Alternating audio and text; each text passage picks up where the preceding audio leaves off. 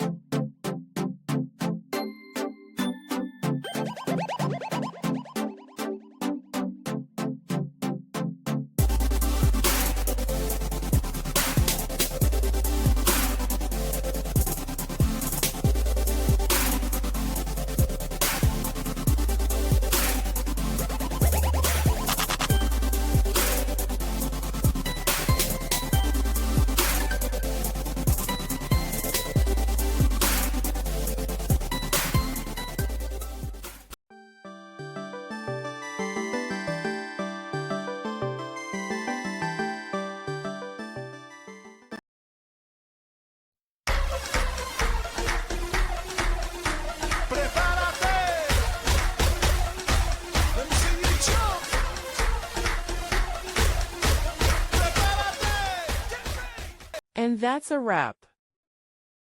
I hope you found the answer you were looking for. If you did, take a second to hit that subscribe button. It really helps out. And let me know in the comments which solution worked best for you.